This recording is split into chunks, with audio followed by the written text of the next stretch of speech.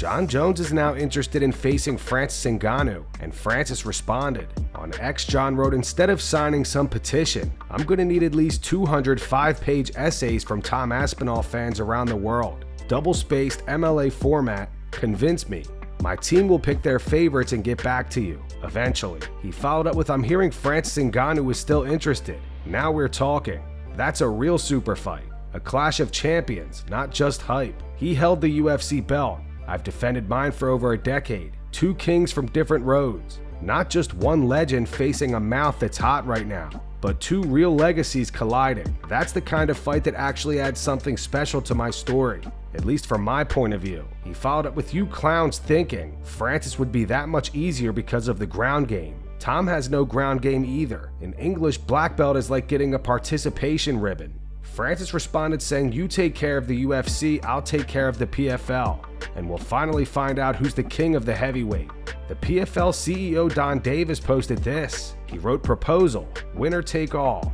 MMA best heavyweight of all time. Francis Ngannou versus Jon Jones. Francis wins. PFL and Francis split 100% of the event profits. Jon wins. UFC and Jon split 100% of the event profits." Dana White reacted to Jon Jones calling out Francis and recently saying he would vacate the heavyweight title.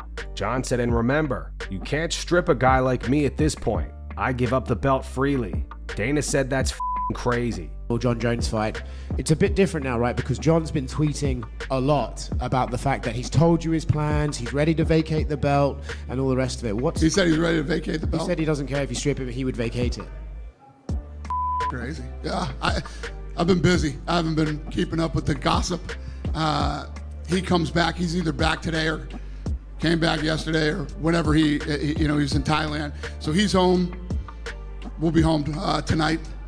And Tuesday, we'll figure this out. If he doesn't fight, because he also called out Francis Ngannou. He said he'd rather fight Francis, which I assume. Who did? Jon. Yeah. Okay. What would happen if he came to you and says, like, I'll fight, but I won't fight Aspinall, I would fight Ngannou? Would you even be interested in that or no? I don't have Ngannou under contract, and Aspinall's the guy. Right.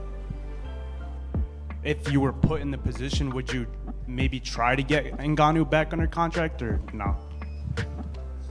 Probably not. Yeah. Understood. I'm just curious. But Yeah, no, I understand.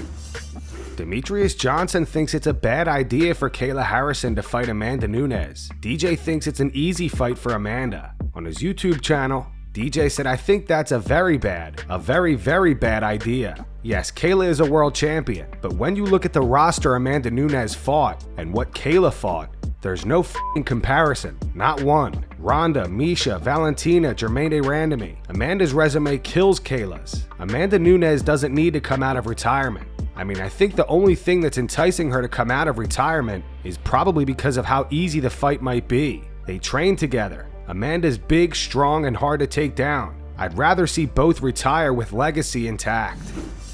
Ricky Simone had a funny reaction to Merab's win over Sean O'Malley. Ricky was the last person to defeat Merab back in 2018. He posted this photoshopped photo of Israel Adesanya at a bar, and it says, "I beat that guy one time." Ricky wrote, "Heading to the bar." Aljamain Sterling wants a rematch with Sean O'Malley. Following Sean's loss to Merab last night, Aljo posted this video. I'm here in the backdrop right now behind the scenes with Merab after a crazy title defense, second title defense. We're gonna celebrate with a little phone call. Let's go. Cheers to the champ. Gamajos. Let's get it. Aljo then responded to this post. It says O'Malley needs to move up to 145 because Umar is doing the same thing to him, and he'd be next in line for Sean. Maybe Aljamain Sterling rematch at 145. Aljo said, "Let the former champ rest, but I would absolutely love to show him what a healthy version of myself would do. He's got great skills, but I know that was a 50% version of myself." Merab Dvalishvili says he was sparring with Aljamain Sterling 3 times a week to prepare for Sean O'Malley, and Aljo is 2 times better than Sean. Merab also discussed a potential rematch with Umar Nurmagomedov, which Dana White said he was interested in at the post-fight press conference. He's there, and he will keep racking him up, I'm sure. Umar rematch is interesting, you know. And it makes your legacy even better when you ran through everybody twice. So we'll Think see. that could happen before the Corey Sandhagen fight? Or do you think? No, I'm just saying. But let me tell you one fact, guys. In the training camp, my friend Aljamain Stanley helped me so much, and he don't have a fight. He's getting married. He don't really like sparring much, but he was sparring with me 3 times a week, and he was 2 times better than Sean O'Malley. Striking. He wasn't not trying to shoot me, take me down. You know, I don't know, like, you know, but that proves again that not always best fighter wins. You know, O'Malley got really lucky against Aljo, but I'm grateful for my friend Aljamain Sterling, and I tell him today I have to split my bonus and give him half. And Dana was in here before, and he was talking about your ambitious schedule, trying to get 4 title defenses this year. And he said, like, what will make you even more impressive is when you start beating the guys twice, and you did that with Sean tonight. Who do you think is going to be like the most likely next rematch for you after Corey? Dana said he'd like to see you fight Umar again at some point. Piotr Jan's out there. Which one of these guys do you think is going to come around? No problem. I am a champion now, and I just want to be busy, and whoever UFC thinks they are most deserving guy, I'm fighting next. You know, I love fighting. I'm just grateful. Long as some poor fighters don't respect me, I'm happy. You know. Alex Bejeda has responded to Magomed Ankalaev's recent comments about him. Ankalaev suggested that Alex is done fighting and never coming back. In an interview with UFC Brazil last night, Alex responded saying he's promoting himself by saying my name. No one knows he's the champion, so when he says my name, he appears a little. But I'm not responding to his provocations because I know it's just for promotion. I'll respond when the time is right. On whether or not he will do anything differently in the potential rematch with Ankalaev, Alex continued some things will be different, but these are details. It's not like I have to retrain and change my game. No, it's the same thing, just correcting some techniques. Kayla Harrison says Amanda Nunes stepping into the octagon last night was completely unplanned. Dana White confirmed that Amanda is not in the testing pool yet, but Kayla made it clear she's willing to wait, and Amanda can take all the time she needs to get ready. Rating, you invited Amanda into the octagon and everything. Was that something that you were hoping and like wanting to happen to actually come in there? No, I mean, it wasn't like a planned thing. In my head, this is what I want. And I saw her on the Jumbotron, and I was like, let's make some, what do the kids call it? You know, aura magic or aura farm. I don't know what the hell they call it. Let's make some promotional magic right here. So I said, come on, let's go, girl. I just want to fight. I definitely want to fight Amanda. She's the greatest of all time. I want to be the greatest of all time. I've wanted that for a long time now. It's not personal. There's no bad blood. I don't care what weight we fight at, you know? Like, I walk around at 100 and... I'm not even going to tell you guys what I walk around at. Never mind. Listen, I'm going to give Amanda as much time as she needs to prepare. I want her to be the best her. I'm going to be the best me.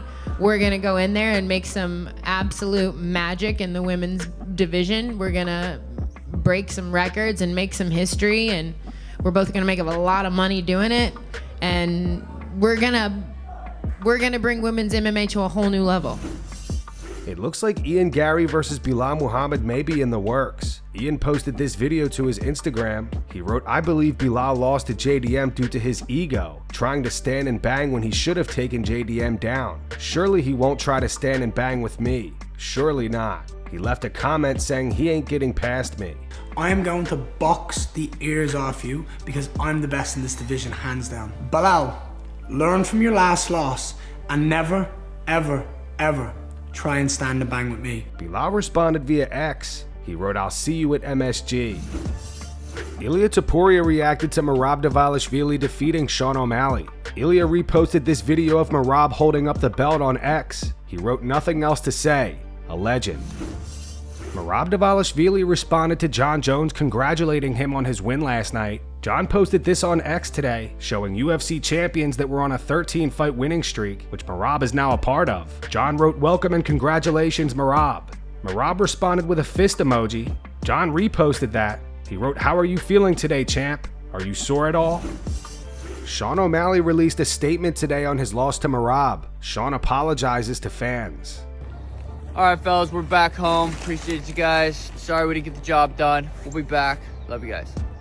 And that's going to wrap it up for the news. Thanks for watching. For daily MMA news and content, subscribe to Full Mount MMA and click the bell icon to be notified when we post videos. Here are the 3 top comments from last video. The first one's from I'm Extremely Asian. It says, Guru is about to make an hour-long video showing frame by frame how O'Malley didn't actually get tapped and got robbed.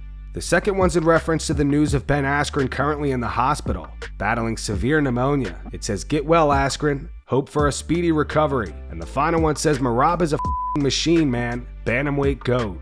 Those were the 3 top comments from last video. If you want to be featured in the next one, all you have to do is comment down below. And if you missed yesterday's news, click the video on screen right now to get caught up.